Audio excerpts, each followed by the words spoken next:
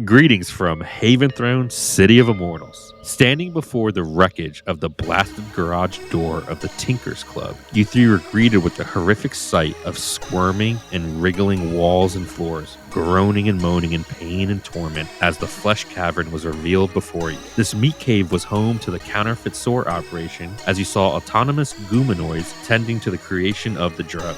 A giant 20-foot tall gooman monstrosity was bound next to it, remaining motionless except for the constant stream of anguished faces bubbling to the top of its featureless head. Seeing this, Gordy took off searching for the mage punk power conduit to shut it all down. Tathar altered self into Mupper's favorite but now deceased lizard folk Dellen and successfully reminded the once adorable pet of the love they shared. Simultaneously, with the help of a modified silvery barb spell, Tathar dodged a dangerous lightning bolt from Narvix, who was lying in wait, ready to kill. Shortly thereafter, Gordy found and destroyed the power conduit, sending a chain reaction of energy surging through the system, destroying the lights, the sore production, and freeing the giant gooman to Narvix's dismay. And that is where we will begin today's session.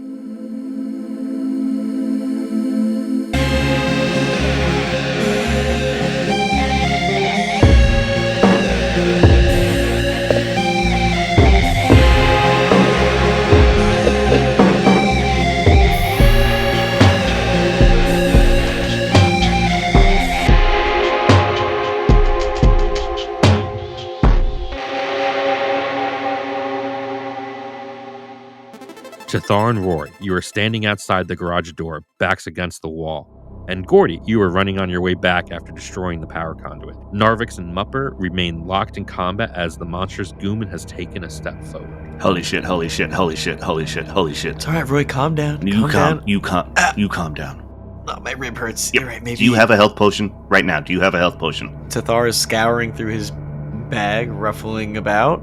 I have two 2d4 health pots. Is it my turn or Roy's turn, though? It would be Narvix's, so we'll go with Narvix. Narvix, give me a health pot for your turn. Yes, I'll give you one. Narvix is visibly distressed. He is engulfed with the tentacles and dealing with Mupper, and now he has the giant goomanoid monstrosity behind him to deal with. And he just lets out a fuck, just a pained and Fuck. Yes, you are fucked. All the mouths that are present in the flesh cavern all sync and harmonize to represent his dismay at the situation. And he will make an attack against Mupper. Okay, he's going to put one of his palms on the fleshy chest of Mupper and cast Lightning Bolt. His hand starts to crackle with electricity. The claws start brimming with this lightning energy as it illuminates the dark room, because now the lights have been destroyed by Gordy and the conduit being destroyed. So this room is now illuminated with the eerie bluish glow of his magic, as he's going to do a point-blank lightning bolt. Quick, Mupper. Dodge. A stroke of lightning forming a line 100 feet long and 5 feet wide blasts out from any direction you choose. Each creature in the line must make a dexterity saving throw. So I will do that right now. Mupper is able to put his clawed tentacles at the last second and grabs Narvix's hand, just moving it as much as he can. However, when you are successful on a saving throw from Lightning Bolt, you take half damage, which is what he'll take right now. And I assume the rest of that just zaps like a gouge through the wall. If you're looking up, a beam of crackling lightning bolts just shoots out of like the tin roof.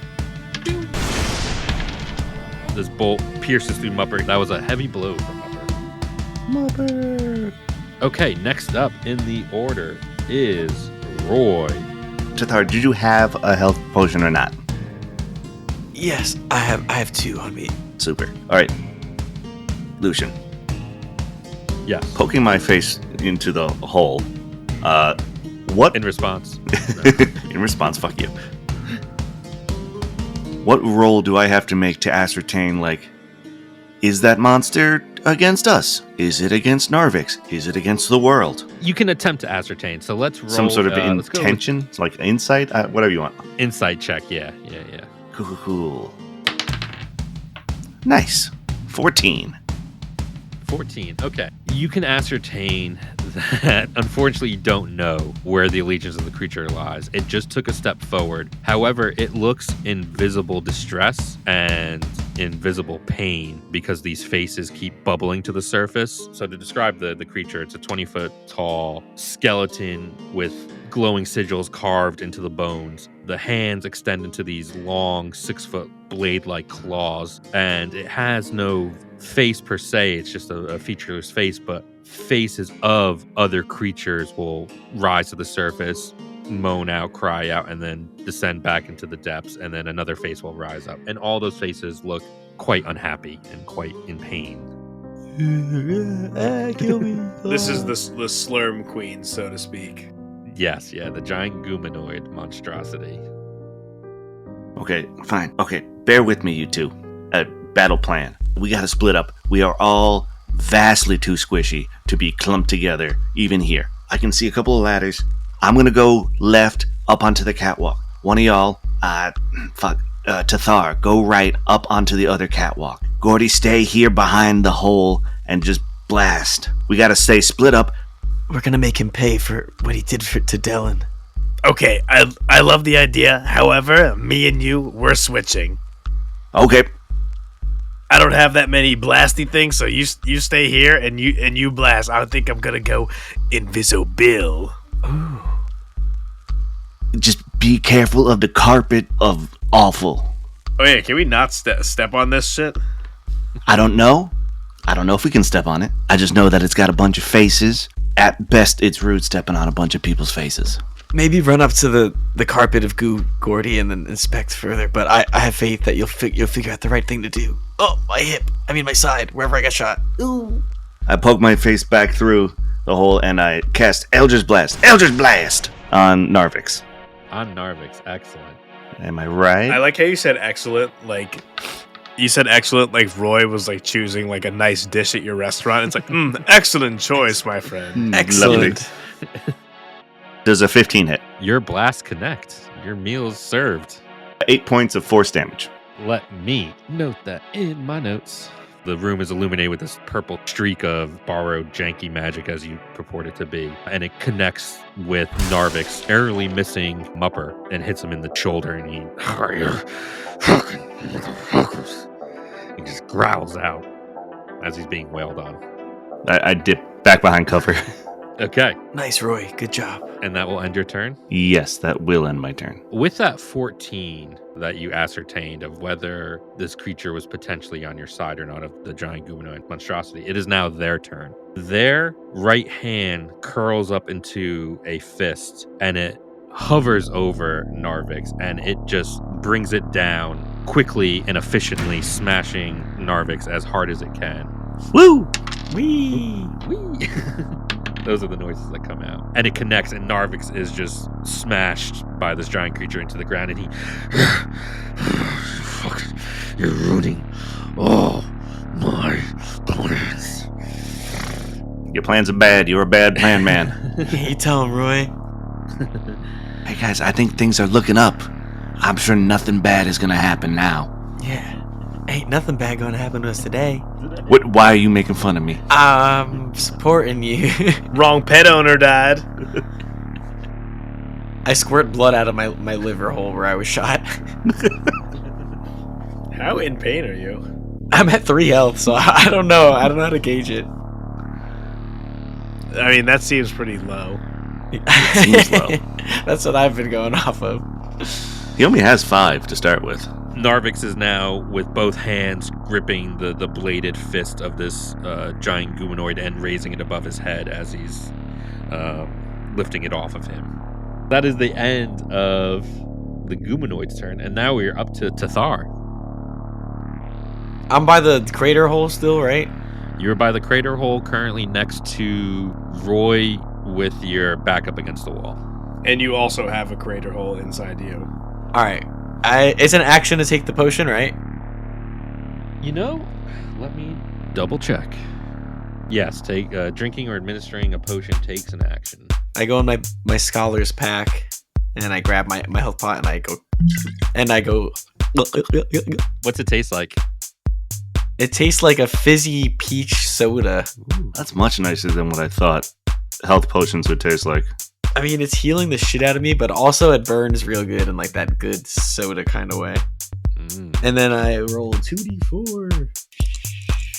8, let's go. So I'm at 12 now. Full health. Basically. 17 is not far off. 17's your full health? Oh my god. Yeah, that's all. That was a nice shot, Roy. I pass. And with that, it is now Mecha Mupper's turn, who's still embroiled with Narvix. Mecha Mupper Mark II, the good version, winds up 3 of its piercing tentacles and just does a quick 3-point volley against Narvix and tries to stab him in the chest as he's holding up the fist of the giant humanoid. First one. Wow, you guys are getting good allies today because he rolled a nat 20. Nice. Dell and punch. It's Mupper. Yeah, he's using the memory of Dellen to punch him. Wow. Okay, all 3 connect. The first one into his side, the left side, going straight up into like his rib cage. The other one on his right side going up into the other side of his rib cage. The first one just goes straight through his chest, that one being the critical to the center of it. And I will roll from the critical deck because if I do this to you guys, I will also do it to my creatures as well. So tell me when to stop. Stop. No. Okay. What's the critical deck? So the critical deck is a fun little supplement. It's a deck of cards, and it has different modifiers for when you roll a critical in combat, and it depends on the type of damage that you're doing. So there's piercing, bludgeoning, and what's the other one? Piercing, Slashing. Slashing, thank you. And then the fourth one being magical. Mecha Mupper actually used it against Roy when he did his first attack, and it made it a bit more damaging. Yes, I hated it. All right. Some of these range from like mild detriment to quite deadly, and we drew a deadly card. So it says, don't lose your head, quadruple the damage, and if the damage you take is equal to or greater than half your maximum hit points, you are decapitated. Oh, This is at Narvix, right? This is at Narvix, yes. Oh, Okay. easy game, easy game. Easy game. come on, everybody, move in closer. Easy game. Easy game. Easy game. All right, I'm going to roll damage and see if it's more than half his. That first, technically, pronged, piercing tentacle pierces out the back of his chest, and Narvix is audibly gasped just as he spits out vile insides that comprise of his body.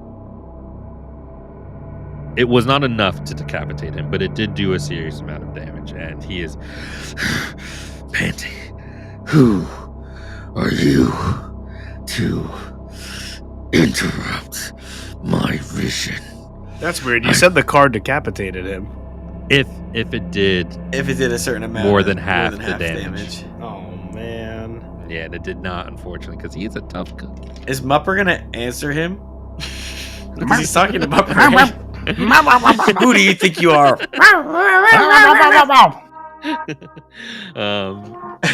I have that translated too in my head. You killed my father. Prepare to die. Hello, my name is Mupper the Blepkin. You killed my father. Prepare to die. That's Got what's it. translated. Yeah. I've had this planned for so long. You fucking fools were on the goddamn same side. It's us versus them. And I'll do anything to take their power away. And I'll kill all of you. 'Cause you're in my fucking way. And with that, it's Roy's turn. He wants us to answer him, Roy, but if we don't, then he won't really know where we are. So just have him talk to himself. He'll look like an idiot. With that, it's actually Gordy's turn. Sorry. We just got to keep him monologuing. So Gordy's rounding the corner to come back through, right? Yep. And then you see a a little better for wear. Tithar up against the wall. Roy's also up against the wall with a smoking finger shaped like a pistol. Both backs against the wall. There's a hole. So fucking cool looking. Which is so It's fucking so cool cool. looking. It's just so cool, man. It's so cool. Yeah, I think I'm going to cast invisibility on myself while I'm still like unseen. Okay. I pull out a well, you can't see it, but it's basically like an apple, but it is completely invisible. And I start crunching on it, just but like you can't see it. You can't see it. Tithar, is he miming an apple? He does this sometimes. It's pretty cool. And then you see me pantomiming, throwing up an apple core in the air and swallowing it whole. And then at that moment, I turned completely invisible. I whisper, I'm gonna go inside and I'm gonna get as close as I can to Narvix and make a big bang. So keep him occupied and keep your toes off the gooey floor.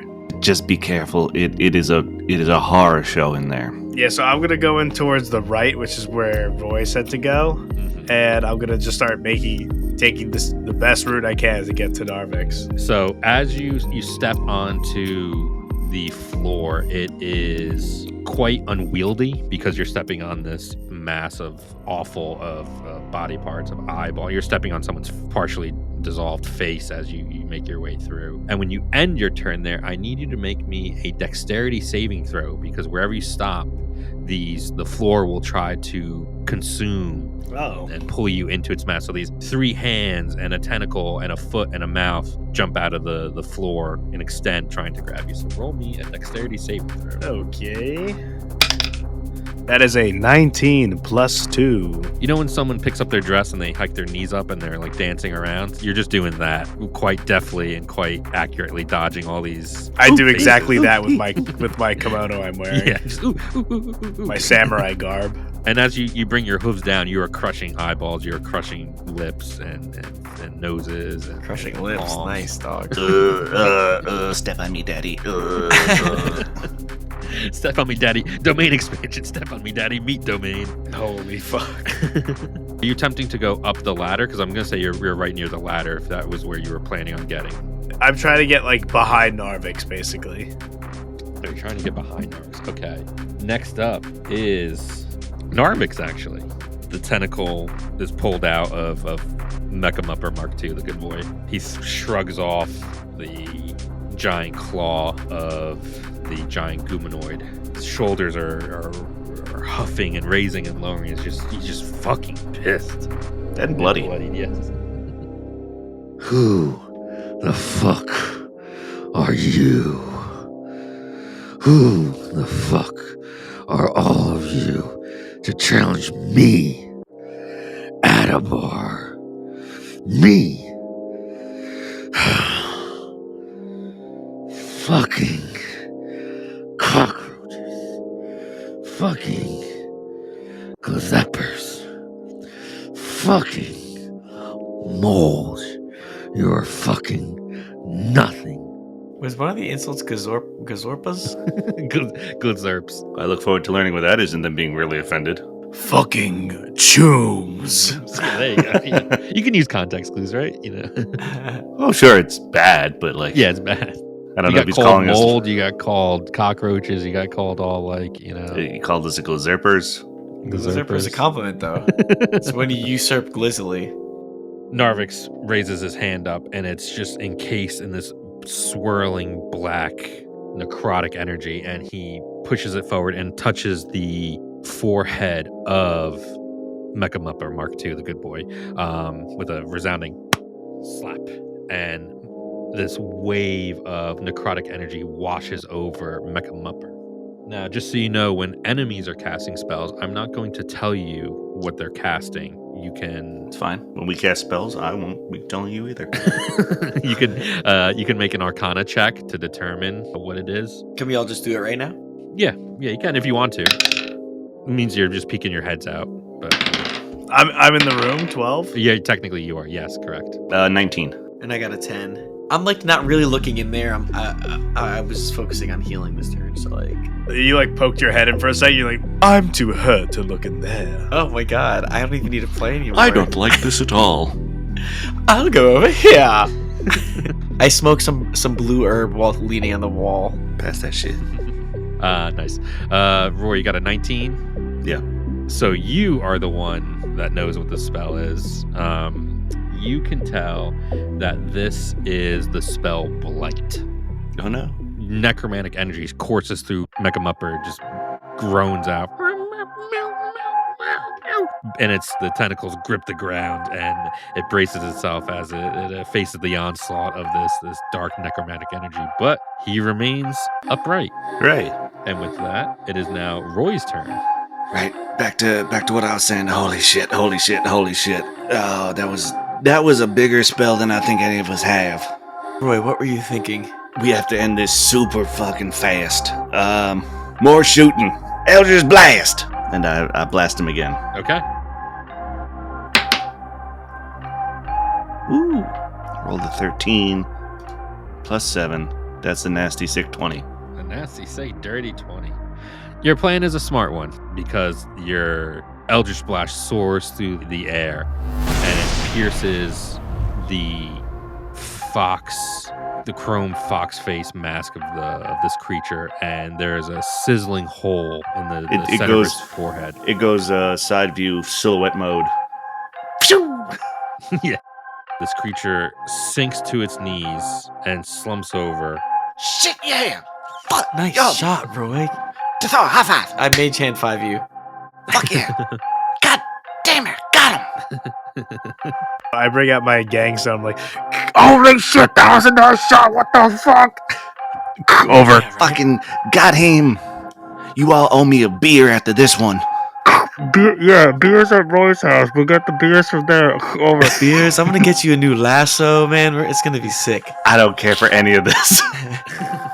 Over. New saloon doors for everybody.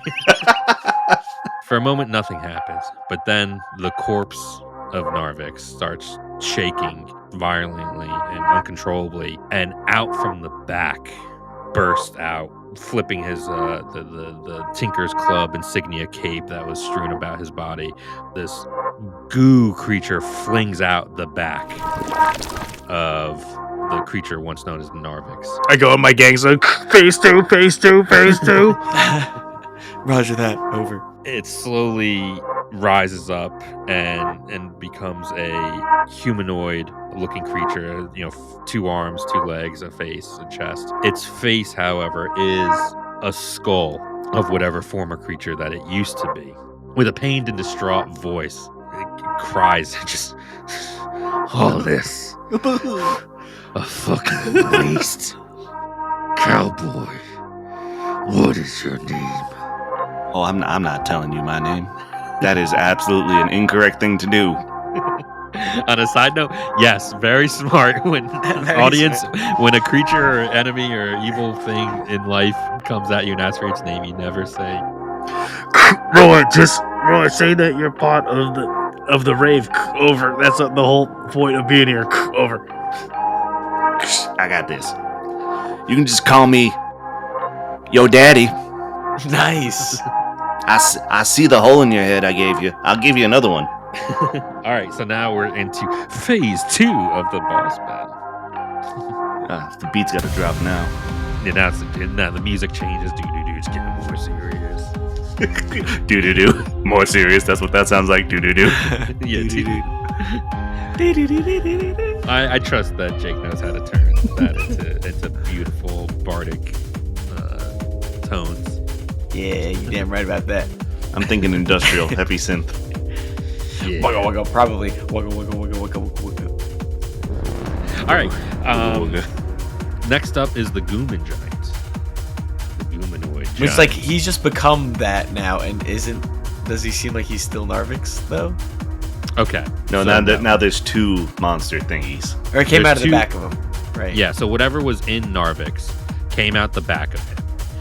That is now a Same, right? Yes, that is now a roughly 6 foot tall humanoid, also a similar goo monster, but with a skull inside the jelly body that he has. The giant goomanoid next to him is still separate, has claws and actual faces bubbling to the surface, like almost translucent faces, as if they were like rising up out of a portal or out of a bowl of water per se. We need to put that thing out of its misery. So, okay, It does look miserable. the goomanoid has something to do on its turn first. The goomanoid looks visibly Gooey. terrified of everything in this room. It has seemed to lost complete control, and it runs from Narvix's corpse, the Gooman behind him, and Mupper itself, and just barrels towards the garage door. That's the only foreseeable action that it has. And as you, Tathar, and Roy are your backs up against the wall, if you look to the left, you will now see the goomanoid monstrosity just barrel out of the building itself, and now is standing about 15 feet in front of you guys, looking terrified and shivering, but looking towards not the Tinker's Club itself, but to the outside, to back where you came from originally. I don't think we should let I don't think we should let this thing get any further out into the world. I couldn't agree more, Roy. Hey, get back inside. Bad Gooman. Yeah, Back inside. Can we roll to try and convince it to go inside? On your turn, you can attempt to control it. And with that ends the goomanoid monstrosity's turn. It's almost like the personalities and spirits or whatever inhabits this creature are fighting and wrestling for control. And so one that was particularly afraid was overpowered everyone else and took over. I'm definitely making an Arcana check next turn. Everybody remind me. You got it. Next up is Mecha Mupper, our favorite sad dog. Our favorite sad emo concoction. And Mecha Mupper will, seeing whatever the hell came out of Narvix, is confused by it, but it has enough intelligence to know, kill it with fire. And one of its barrels comes out of his chest, and it shoots a firebolt at him. Okay, so shoot him, kill it with fire. I appreciate the very literalness.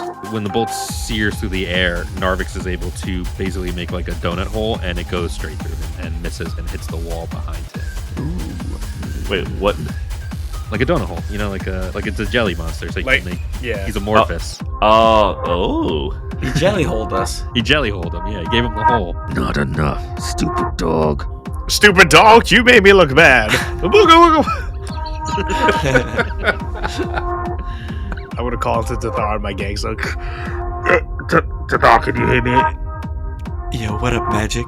all right, listen, this would be very cowboy of you to do. That Narvix is all amorphousy. If we can freeze him, it would probably be the best thing we could do to do some real damage to him. I have a spell. I can cast Chromatic Orb, but it only would do cold damage. I don't know if that necessarily would freeze him, but I'm down to hit him with it. I was just kind of going to do that anyways to hurt him.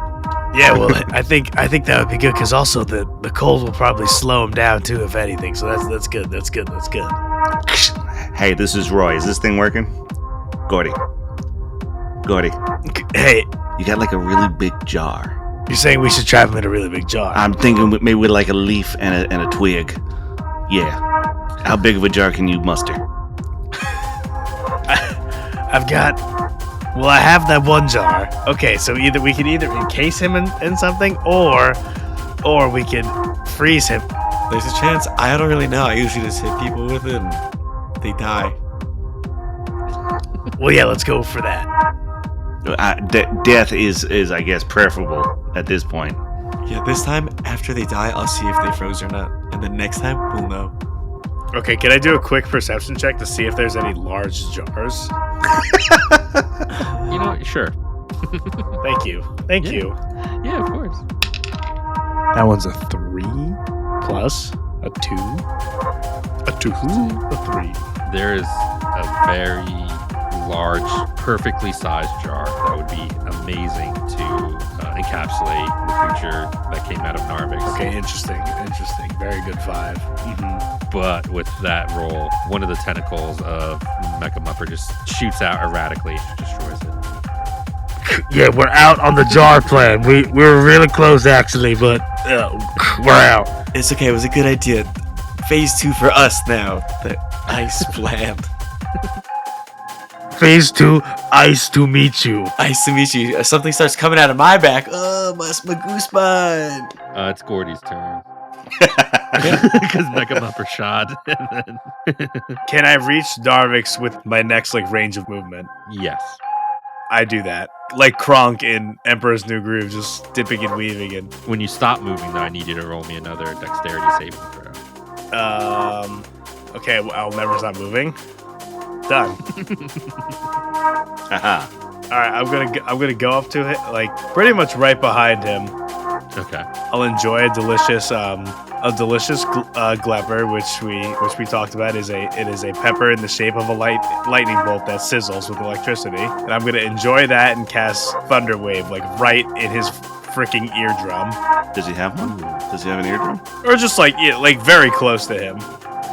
Thunder Wave. A wave of thunderous force sweeps out from you. Each creature in a 15-foot cube originating from you must make a Constitution saving throw. On a failed save, 2d8 thunder damage and is pushed away 10 feet. On a successful save, the creature takes half that damage and is not pushed. In addition, all unsecured objects that are completely within the area of effect are automatically pushed 10 feet. And I'm assuming you're positioning yourself that Mupper is not getting in the way. I would like to not do this to Mupper.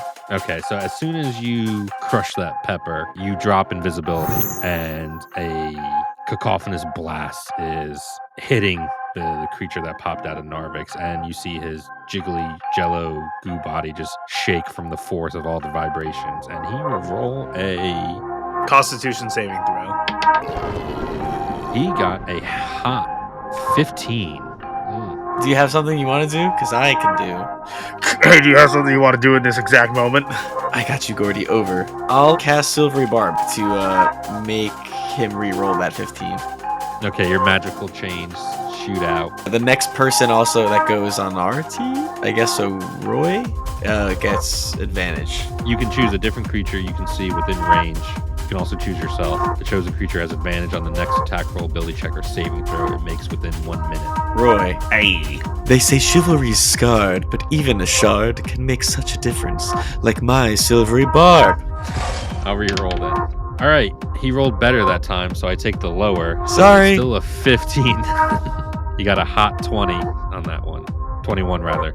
Okay, do you take it from here, Gordy? I tried. Looks like the second time he caught on to my Silvery Barbs. I'm going to use Cutting Words, which is essentially College of Lore Bard Silvery Barbs. At third level, I use my wit to distract, confuse, or otherwise sap the confidence of an attack roll, an ability check, or a damage roll. I use one of my bardic inspirations. I'm gonna say, don't worry, Tathar, that definitely worked. Take this, you goo idiot. It's me covering up for Tathar, so it's like he has the confidence that his Silvery Barbs worked. Hopefully, after I do this. So I'm gonna roll my bardic inspiration die, which currently is a d6, and then we subtract that from the roll of 15. Woo, woo, Correct. woo, woo, woo, woo, woo. That is a 5. Woo, woo, woo, woo, woo. Nice. So 10. So 10. Okay, does 10 beat your spell save DC? My spell save DC is 14. So it doesn't. It doesn't beat it, so that's good. So it takes the full brunt of Thunder Wave. Which is 2d8, 8. Hey. Also, Nick, you should totally describe how you clear an entire cube worth of goo from the floor with that. Yeah. Gordy unleashes just a thunderous belch. You see his stomach swell, and then the belch just is this echoing, just yellow and green cacophony that in an instant, just like you see there's just like all the red goo on the floor, and in an instant it just dissipates because it is pushed instantly. 2d8. 7 and 4. Okay, 11 points of damage. Thunder damage. Thunder damage. The ooze creature that was in Narvix is thrown back. the goo floor pushed with him. It moans and cries as it's visibly hurt by it. He groans out. You damn fools. You damn fucking fools. And does that end your turn? What's the state of Narvix right here after that kaboom? The creature that popped out of Narvix looks the jelly looks a little fragile. There's cracks. The creature formerly known as Narvix. There's cracks in it. There's chunks missing. The skull's cracked a little bit. Can I say something to him? You say whatever you want, baby. You can attempt to do it. You keep saying that we're on the same side and that we're idiots. What are you talking about, man? Because maybe we'll spare your life if you have some really convincing... You've done a lot of crazy shit. We're most likely going to kill you. We are not sparing the goo monster. I know, but I just want to know the thing, and then we'll kill him still. You didn't hear that part. What he said. You have not using any proper nouns. Who are you talking about? As you say spare his life, he just... he starts laughing. This is what happens. Spare my life. Now he's gonna say like, oh, like I would spare yours, something like that. Like it's. Then No. you'll say it. Now it's spare yours. You already But know what you're gonna say. Don't even say it, Narvix. You already know. But I'll gladly take yours. And his Ah, right that's what it hand- was. Shit. Yep. His right hand forms into a spear. And even with the distance that he is from you, Gordy, he's able to extend this spear and attempt to hit you square in the chest with his goo spear That's not good. with a 17. What about you, Roy? You have No, any wit or retorts that you want to throw in? this is why we shouldn't try to fucking chat with the gooman. Was he gonna do that anyways? I feel like he was gonna do that anyways. I don't know what he was up to doing. We should just shoot him more. Is this a spell or a magical effect? This is a piercing attack from his goo arm. Bring it on. Okay, with a 17. So that hits, I'm assuming. Yeah, it hits by 14. So two things will happen. One, we'll take the damage first. You're hit for 8 points of piercing damage, 8 points of piercing, Okay. and then 5 points necrotic. And I need you to make a Constitution saving throw, because as this goo spear hits your chest, a fop sweat goes across your head. Your shiver goes down your spine, and you are feeling all sorts of awful just immediately, as this blade must be tinged with something other than being pointy. Gordy! Great news. I'm not allergic to spears. Where is this? Hold on, real quick. Sure. I believe we have a way out. Because we took part in a gourmand meal, those who partake on the meal have advantage on Constitution saving throws against disease for the next 24 hours. Is this that? Yeah, technically. I'm just Necrotic trying would to be a guys- disease, right? We don't know what's happening, but I will. Whatever is happening is a disease, yeah? You still can't learn that. Gordy, how do you feel after that? Hold on, You let me feel do like my you can arm. roll with advantage. Do you feel diseased? I feel like I can roll with advantage. Okay, the first one is a 12, Okay. and the next one is 11. So I got it's 12 plus 1, so 13 for Constitution. Okay. He retracts the spear and it. Ooh. Wow, that was really good. And it forms back into a hand. I got a couple of those in me. No, I love it. And it's bleeding from the spear hole. But now a similar type of red ooze starts to bubble around the wound. Oh. And it starts to fester. And that is all that happens for now. Guys, we gotta end this quick. They're making me into pasta sauce. Narvix, the skull that was in the creature formerly known as Narvix, starts laughing at the sight of your festering wound. I hope it's painful and slow for you. See, this is why we don't think we're on the same side, because that's some shit, man. And with that, Is that why you talk slow? Because you're all made of goo? Am I going to talk like this if I become like you? I'm already one of you. This is great. When in doubt, bully him. Just bully the shit out of him. and with that, Narvix will drop into basically a puddle, and it will slither as fast as it can to the door that is to the back and to the left. Yeah, just slivers through, and it disappears underneath the crack of this door. Fuck, he got away, guys. God damn it. I was really ready for this to be like a good time. And with that... There's no good times in Gut Rot. And with that, it is Roy's turn. All right. Fine. Let's see what I'm going to make an Arcana check. Thanks, nobody, for reminding me. Go get him, Roy. Go follow that puddle. I'm not... Shut the fuck up. God damn it. I'm not following that puddle. Go shoot the puddle. Go follow the puddle. No, I'm not. That's what you sound like. No, we should go check on Gordy. Hello? The giant? Hello, the friend who got shot in half and is pierced and is bubbly now? Fine, we'll split up. I'm doing an Arcana check on the giant. Sure. All right, that's a good roll. 15 plus 1. 16. Is the giant like stable magic? Is like now that the dude formerly known as Narvix is fucked off, is he like unraveling? You can tell that from the beginning this was unstable magic. This creature was essentially incubating, and you guys pulled it out of its essentially incubation chamber before it was complete. So it is very unstable. The fact that it is acting erratically is also a nod to this unstableness to it. So it is currently still moving and still upright and doing its thing, but it is not at full strength for sure. And it will continue to lose strength and eventually just... One could hope.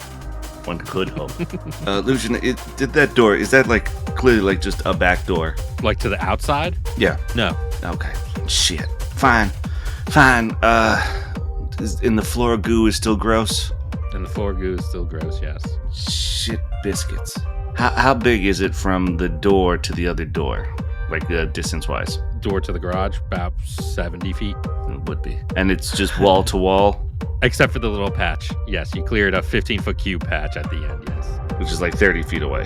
What if you like a cartoon where they pop the back of a raft to go really fast? You Eldritch Blast backwards to propel yourself. I was thinking about doing stuff like that every so often. Oh, we gotta chase him, right? Fine. Fuck it. I run into the goo. Okay. And then I use my dash action to get to the clear patch. Okay. You do that successfully. Yeah. That ends my turn. Okay. Next up is the humanoid giant, and you see the fissures start to appear and little cracks all over the body as it starts to decay a little bit. You're very insightful, Roy. Woo! Yeah, you are. And as these fissures start to crack, Tathar, you see this creature not bend over, but like lean forward, and his back is towards you, and it just starts grunting and growling, and it looks like it's fucking pissed, and it turns around, and there's just a face full of rage, and it will barrel towards you and try to attack you with its bone claw. Come and claim me. Bone claw. And with a solid 5, it will just ram the claw next to you into the door, into the wall that you're hiding up against. And the claw, it just goes through so the people on the inside could see the 5 clawed fingers just eviscerate and stick through as it growls and looks at you there. I don't even flinch. And that will end its turn, making it yours. So is it like stuck in the wall? Not stuck, it's there currently. But its claws pull like it out. through it. Yeah, it's claws through it, yes. And it's standing right in front of you. Is there anything around me that's elevated within like 30 feet or so? There would be the small, medium, large dog shack would be about 30 feet of you. But if you were to... Dog shack, baby dog shack. We don't know its size. It's indeterminate, as a heads up. Can I roll a perception check to see like the durability of the environment we're in? Like if it's taken damage? Like the whole building itself? Yeah, like the room. Sure. 10. Okay, with that, I mean, it's still a building. It's got some holes in it from the lightning bolts and now the claw, but it's still an upright building. My tome flies from my back to my hand, and then my right hand is just making like a casting motion, and you see the pages just like scuttle about and they start flapping through, and then like a bunch of empty ones start tearing out from the back, and then I ball them up really tight And eat him. And then I cast Catapult with that and throw it at this clown's face. Okay. It says the object has to be weighing 1 to 5 pounds. Is that okay if I do it that way? You used a lot of paper and a lot of spit. And Yeah, and it keeps like regenerating the book. So a pound is worth no more, no less of paper. And I'm gonna go on the walkie-talkie and say, do you still want to do the cold plan? Over. I could do fire. Over. Odds of Narvix? The creature for always known as Narvix? Yeah, over. Absolutely. I think, especially since he's Wait, absolutely ice or fire? Ice, right? ice, baby. I think he's getting away. We gotta slow him down. Oh, well, I can't. He's not in range of me, right? The only one in range of me is the monster. the only one that monster is standing 5 feet in front of you. I just like wind up like baseball style, and then I slide my foot left like Yuji style, and then I rip this thing, and I cast Catapult, mixed up like yolk, turned to a pulp. That's what they'll say about thee after my Catapult. Yeah! And then I throw it right at its face with ice damage, and it explodes, and it dies immediately. Oh, nice job. Thanks. Bro, I'm gonna need some help with this one right after, otherwise I feel like it's gonna kill me. We just separated. We just talked. I'm on the other end. I'm scared now. Shoot it from the back one more time before you leave. First of all, you still have to roll an attack roll. Well, don't you just roll a save? If the object would strike a creature, that creature must make a dexterity saving throw. Dexterity saving throw. Okay, I will do that. 14. It has to be your spell save DC. Okay, 16. So no. Okay, so it takes the full 3d8. 3d8 damage. Give me 8 those. 7 plus 6. So 13. Face damage. Okay. Okay. That was 3d8? Yeah. Okay. And, alright, does the cold, like, how does that work? Is it just, like, cold? You use cold damage on a catapult? Yeah. Because of my Wizard of the Scribes-liness, any spell slots, like all my first level spell slots I can do this for, all my second level ones, all my third, etc. But only in that spell like category. I could switch the effects of any spells in that category. So I threw Catapult, but I used Cold from Chromatic Orb. That's crazy. Yeah. It's Wizard pretty Scribes it's is pretty cool. It's pretty cool. So you hurl this rock of paper and spit It's a lot of poems. into an ice ball. Yeah, a lot of bad poems. A lot of Sonnets. some Mace book status updates. You hurl it and it goes straight through the formless head of this creature and shoots out the back. The cold seems to It doesn't bother him anyway. it doesn't seem to affect him as you had hoped. It doesn't encase his body in ice, but the ice damage is there. The cold has only just begun. But then it starts to encase its body in ice out of nowhere. It does not. Well, however, now that you've damaged this creature, from the face hole, a spray of corrosive blood or corrosive goo is spewing out of this creature as it roars in pain. And it will take extra damage, but I will need you to make a dexterity saving throw to dodge the caustic goo that is coming out of this hole. If I had a bonus action, would I be able to do it before and or after this moment? Depends what it is, but tell me what you're gonna do and we'll see. Well, I kind of want to just do the dex save, because if I save, then I don't need to do it, right? Okay, but then if you do the dex save, yeah, okay. That's why I was asking, is it alright if I do either? Is there an order of operations that must be done right now? Because it's just like, We're getting into magic rules of like what's the stat. yeah, I don't know like how fast a bonus action would be, but it's technically my turn, and this is a thing happening after my action. Like, I do my action at his head. He explodes on me.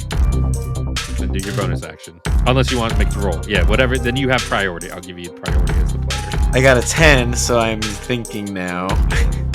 I will. Can I do the bonus action now? Say what you're gonna do. Misty Step, 30 feet back. Okay, that's because it's creative and fun. And you actually failed the dexterity saving throw. So yes, That's what I sensed. I was like, I'm pretty sure. Holy shit. In a puff of Misty Step magic, describe to me how that looks, because I'm curious. It's slow-mo, like spraying in the air at me, and then my hands are on my side. Thrifty is theft. he quietly crept. The fog of shipwreck. I cast Misty Step. And then I must now I'm back here. So you poosh out of there, and then where you were standing in a convenient Tathar-shaped silhouette is just acid goo burning into the side of the building, which would have hurt. So well done. Good job. Dodging that. Thank you. I'm marking my spell slots. Does that end your turn? I'm gonna go just run further back away from this thing. Okay. I'll go through the goo room. Okay. Towards Roy and Invisible Gordy and Sad Mecha Mupper. Speed is 30, so I go 30 feet up. Okay, you make it 30 feet up, and as you end your turn, that you'll need to make me a dexterity saving throw. 13. You were able to dodge and dance around the snapping and biting and grasping, gripping goo tentacles. Nice. And you're good. And yeah, I'm done. Okay, sweet. With that, it is Mecha Mupper's turn, and it turns to look at you, Roy. And just goes, meow, meow. And it, not knowing basically what popped out of the creature formerly known as Narvix, it goes to you and chunk, chunk, chunk, chunk, these big giant tentacles. They're kind of fighting at the floor as it makes its way through the goo, and it nuzzles you. This big orb of chainsaws and blades and tentacles, and in the center of this orb, this bloodied Blepkin fused to it. Oh, buddy. And it tries to like lick your cheek. But its tongue is all dry and desiccated and bloodied. Jesus. It's like sandpaper, but It's like sandpaper. but from hell. Yeah, hell paper. And that'll end its turn. Whose turn is it now? Currently, now it is Gordy's. Mupper, I know this is a little traumatic, but do you think you can track down where the creature formerly known as Narvix went? It starts sniffing the air, and Good boy. Attaboy. All right, I'll roll. And it points to the door that you saw the goo guy go through. All right, I'm gonna hop onto Mupper and go, let's ride, boy. And as I jump, I take Roy's cowboy hat. I take it back. Yeah, I was gonna say. How dare. Oh darn. Roy, would you like to make a dexterity saving throw to jump on Mupper as well? Would you like to make a cowboy check? Oh, I'll make a cowboy check. Wait, I would actually like to do a opposed sleight of hand check against Roy for the hat. This is important. This is important. Yeah, clearly. All right, what do I have to roll for this? Okay, roll me both sleight of hands. Roy with advantage. Because a cowboy always holds onto his hat. Nasty, awful, gross 20. I got a 13. You actually grab it, and your hand makes contact with Roy's hat, and you try to lift it up, but some sort of like magic of cowboy magic just doesn't let you take this man's hat. I look, and there's just two saloon doors on either side, just latching into his skull. Yeah, Roy looks up, and then just you see his eyes from underneath the cowboy hat. Looking however, Roy, you would like to look, because I'm not going to narrate what your character does. Quit touching my hat.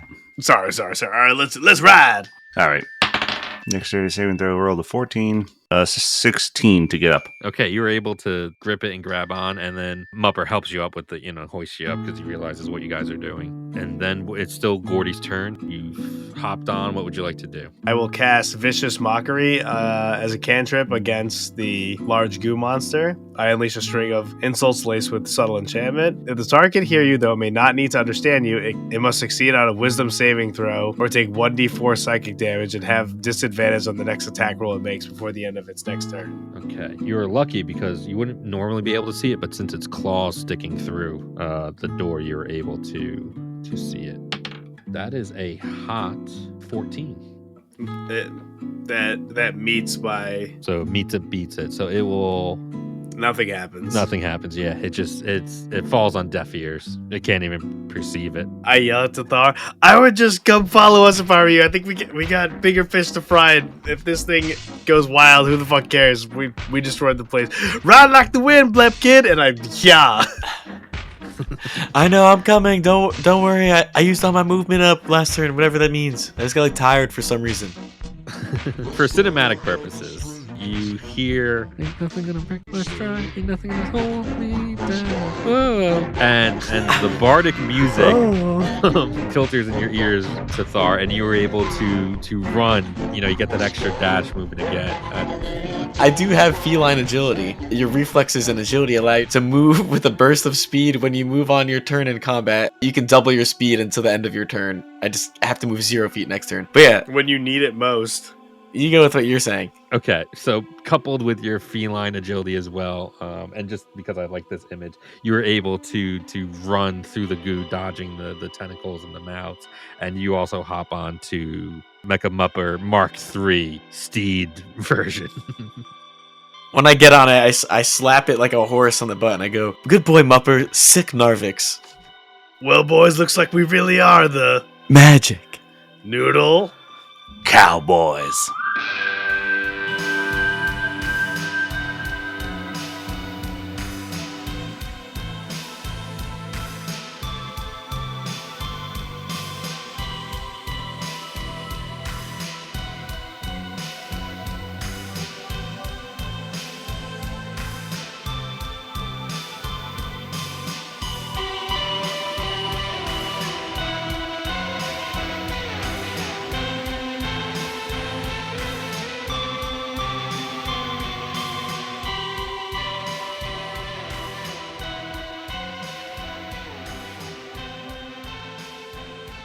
There you are. Survived your first night and not missing any limbs. And no extra ones either. Let's see here. 1, 2, 3, 4, 5. Never mind, I'm sure that's fine. Anyway, how's it been going? Life and gut rot treating you right? No, of course not. It would be crazy if you said otherwise. Purple days, purple nights, terrifying horrors. Well, I guess by definition, all horrors are. Why is it like, oh, sit down. Hey, 2 beers, would you? So, how do I start this?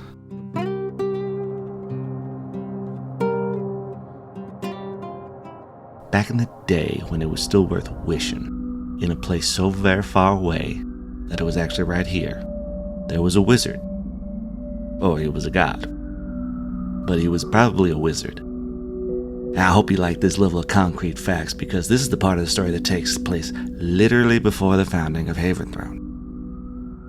This is the founding of Haventhrone. So we know 3 things. We know he was a wizard. We know his name. His name was Erumnala, and the world was in danger.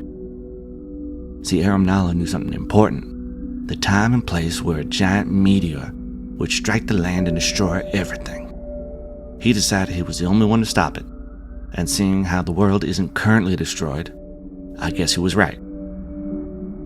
But how did he stop it? I mean, there's a gargantuan skeleton with a giant purple magic meteorite embedded in his chest, so we can guess, if you want to be glib about it. But I'm sure it's not as simple as just tanking a space rock to your center mass. I mean, he's literally the size of a city. Orders of magnitude larger than any giant ever known or mythologized about. But was he always that big? A creature so singular in size? Or was there a magic so powerful that it could deify you? Does that magic still exist today? And are giant purple space rocks falling from the sky a natural occurrence? Are we overdue for another one? Or worse, did some entity take aim at us with actual intent of destruction and malice? Why don't we know more? And I mean you and me. Who knows what they know upstairs? They probably have a full step-by-step account that they're suppressing. How was Erumnala even able to predict this event happening? How many questions do I have?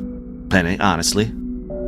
But I can see your head spinning already, so let's get away from the unknown unknowns. Here's what we do know. The impact of rock to wizard created such a fallout of magical radiation that the land was unsafe for 1,000 years. A literal millennia. Erumnala spent alone on his mountain throne, rotting. And I can't even imagine the effect it had on the local flora and fauna, what centuries of raw magical fallout does to the trees. There are some nearby forests that, well, it's hard to describe. They're different. I'd avoid the Magewood without a fair amount of preparation and an expert, which I am not. Anyway, 1,000 years, and by the time anyone was able to make it near here again, there was nothing but a skeleton. And the rest we know the four clans came and set up shop, built the city of Haventhrone, and subsequently gut rot inside the remains of Arum Nala. Well, actually, within the space the skeleton takes up, not literally inside. You know, after all this time since the city's founding, no one has been able to put a scratch into the actual bone. Every form of tool and magic has been used as far as I know, and no one has even marked them. Even in death, the wizard hoards his bones, a sentiment that is emulated by the other coffin dodgers upstairs, keeping everything for themselves. You know, I keep saying dead, but I'm not sure it means the same thing for a god wizard. Conspiracy time. Again. Some people say deep in Arum Nala's empty eyes still glow an unknown magic. I'm sure someone upstairs has gone looking into his skull, looking for some source of ancient power. But you won't catch me doing anything crazy like that. What? Purple horrors? I'm explaining the purple horrors. There's a half a dozen competing magics here. Fae, undead, arcane, ancient wizardry, cosmological anomalies, gods know what else. All filtering down to poor old gut rot. That purple crystal in Big Boy's chest up there acting like a funnel and a magnifier. So it's no surprise when the rain shoots straight up from the ground, or your doorknob starts growing teeth, or the shadows follow you from the dark corners whispering quiet threats and their shitty political opinions. It changes the people too. They call it the jigglies. Suddenly you wake up to find your skin a different color, or your hair has turned to slime. Your fingers has too many joints and more suction cups than when you went to sleep with. Coughing up blood and worms is just life under our little purple sun. Enough, though, of this morose talk. Like I told you, we've got each other. And lucky you, I know exactly what to do about that nifty little growth you got there. It just involves... But to be honest, what it involves is a couple more shots and less questions. Do you bleed a lot? Never mind. Hey, can we get a round of shots over here?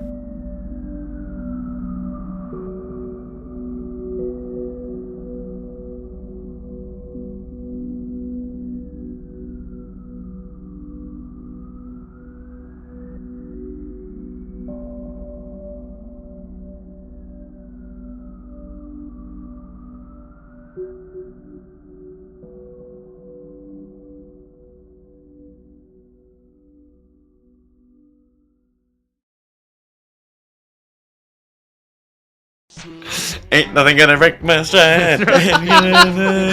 It's a tonal shift.